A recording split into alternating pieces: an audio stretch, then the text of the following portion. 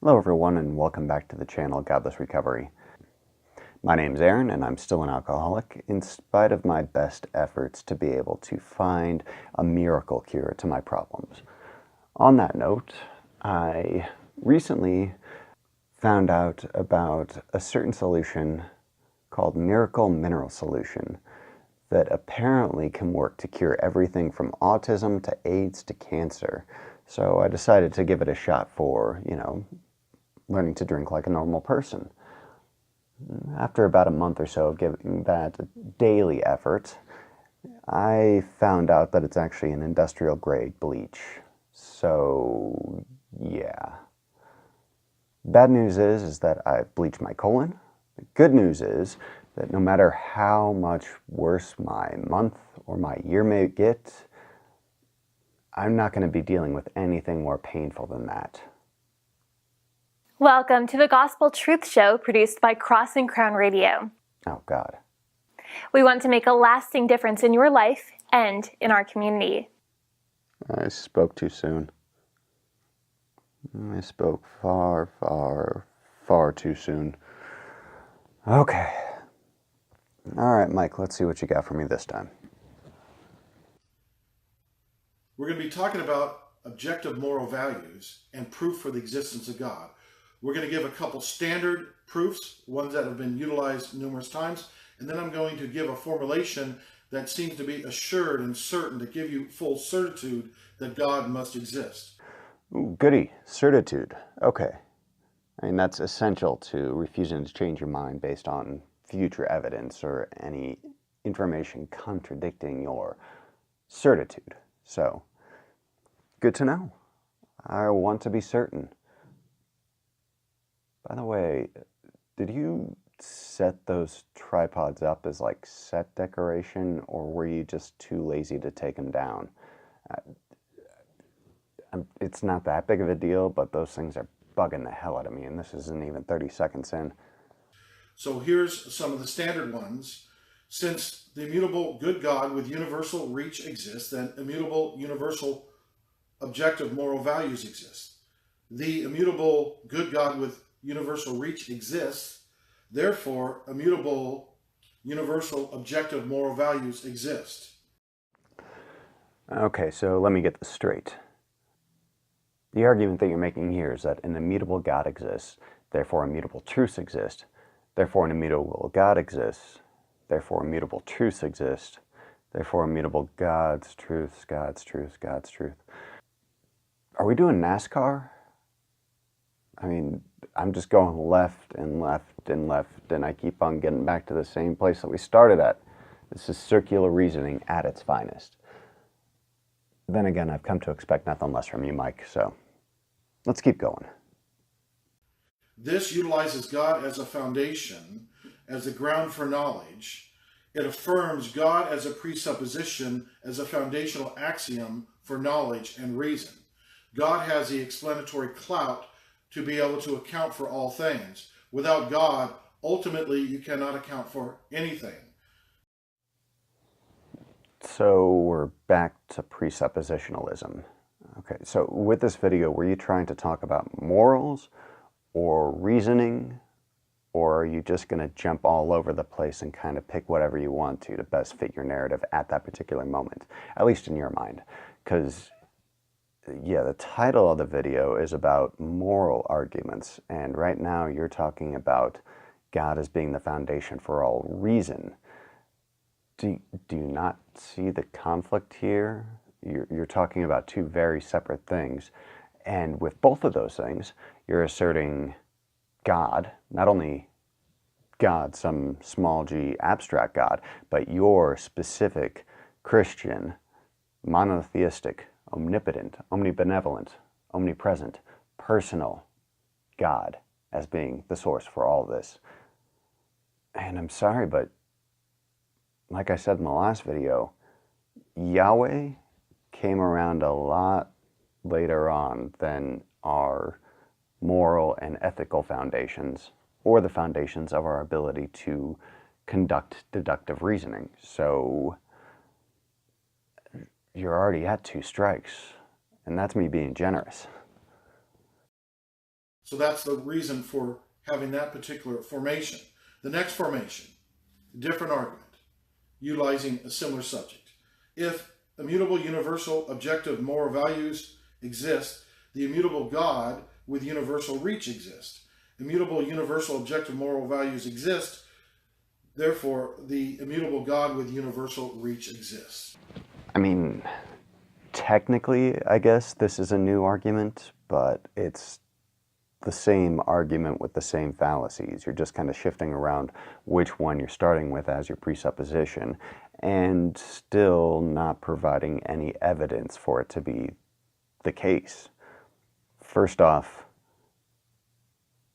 claiming that there are immutable truths is something that you'd have to demonstrate. And so far, you have yet to demonstrate something like immutable truths. That's going even beyond objective truths and going into an idea that they are completely unchanging over time, which is particularly disturbing considering how barbaric we have been in our history and how much we've progressed away from that kind of barbarity, in spite of the language inside of your Bible that seems to condone everything from slavery to conquest rape to concubines to dismembering prostitutes and sending their severed parts to the 12 tribes of Israel, you know, little things like that. So I wouldn't quite say that you've shown me the immutability or objectivity of your truths. From there, you set up the false dichotomy that if these supposed immutable truths do exist, the only source they could possibly come from is not any God, but your God specifically. You can't make an argument based on a claim that you cannot verify and then proclaim that the only answer for that evidence you can provide is your particular deity, which again, you have no evidence to demonstrate exists. So basically you're saying that these immutable truths that you can't demonstrate exist are a proof of the immutable God that again, you can't demonstrate exists. It's not even just circular reasoning, it's just bad argumentation from the beginning to the end. And this is bad philosophy, bad apologetics, and just terrible reasoning. Now, Charles Krauthammer died recently, a few months back, and he wrote this about atheism. This guy was a man with great moral clarity, and this is what he said. Are atheists rational? He said this, I believe that atheism is the least plausible. Well, there are a lot of wild ones out there, but atheism is so contrary to what is possible. What the universe created itself ex nihilo? Atheism. Talk about a violation of human reason. Atheism is off the charts. That's what Krauthammer said. I don't want to give too much shit about Krauthammer because, yeah, he did just pass recently. And even though he was not somebody that I agreed with pretty much ever, he was more rational than many of the people on the modern right, just in my opinion, which is saying a lot because he wasn't very rational. That being said, when it comes to a matter of atheism, he apparently has no idea what he's talking about because the only thing that he made an argument about there was creation out of nothing, creation ex nihilo. That has nothing to do with atheism. Atheism is simply about whether or not you believe in a God. That has nothing to do with the origins of the universe, the creation of it, or anything along those lines. That's a false dichotomy to put up right off the bat.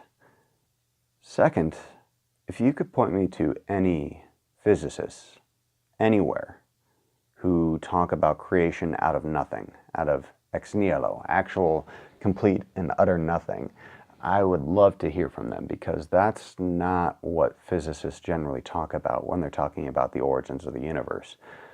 When we're talking about the origins of the universe, we know it all the way back to what's called the singularity. Everything beyond that is much more speculative and up for debate.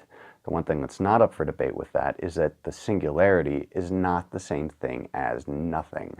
So claiming that the universe came out of nothing shows a fundamental lack of understanding of what the hell physicists are talking about or how to make an actual reasonable argument with regards to the origins of the universe. So with this, we've got false dichotomy built on a straw man, based on a quote from a guy who didn't know anything about physics. Just fractal wrongness. Now let me give you the final, and this is a proof utilizing moral truths. This is a proof that is assured and brings full psychological and logical certitude and certainty to your mind. Here it is. Objective moral values exist. You say, well, I deny the first premise. I can understand that. Some atheists would do that, not too many.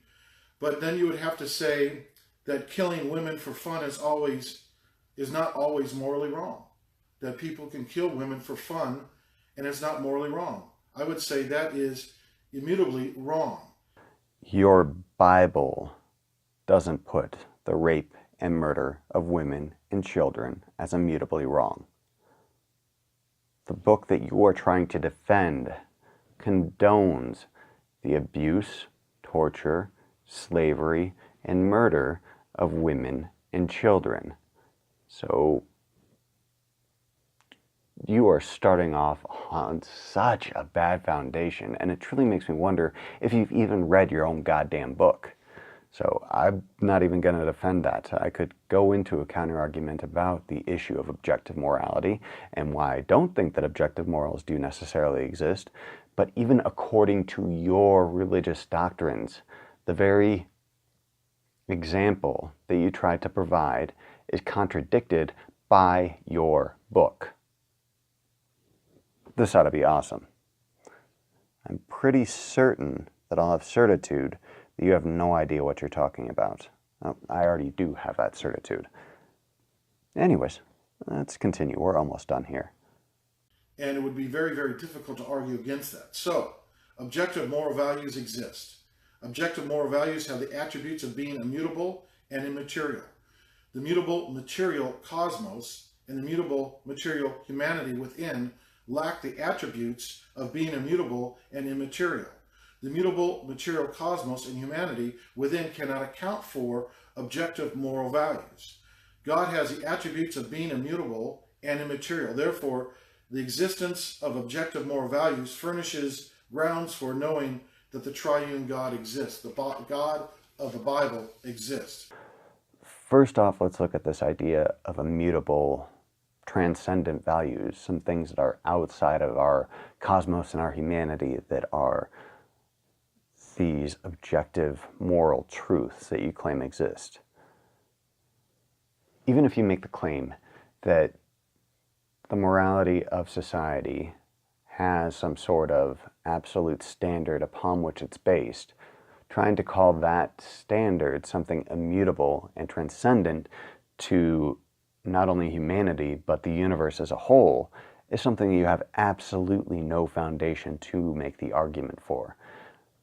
You can't make this claim that there's some thing out there called objective morals that exists outside of the universe and outside of our species that all of our morality is based on without some sort of frickin' evidence to endorse that fact. You're never going to find that because trying to find actual evidence for a broad concept like objective morality that is immutable and transcendent to the universe as a whole it's beyond ridiculous. It's the kind of thing that I'd expect to hear from a Philosophy 101 student who has never read a single syllogistic argument in their entire lives. And you are a grown-ass man still making these kinds of arguments. Do they help you sell your book, or do you genuinely think that you are making something compelling here? Because I hate to break it to you, but this is awful. Even worse than that, you claim that these objective, immutable moral values are existent only due to not any God, but again, your God. That same God that has condoned conquest rape, human dismemberment, genocide, infanticide, child slavery, child rape, murder, torture, honor killings, to try and claim that these immutable, objective moral values exist and that they exist in your God makes me wonder what kind of morality you're thinking is out there and objectively real. Because if it comes from the God that I've read in your book, that guy's a moral monster. Any person with even the faintest shred of integrity or basic morality should ever abide by as their source for moral truth. Well, at least we're at the end of this now. I think if given the choice again, I think I'd rather just bleach my colon. It'd be a lot less painful, I think. But, you know, hey, that's just me. So thank you for your time. Your feedback is always welcome. And again, thank you for watching Godless Recovery. I'll see you next time.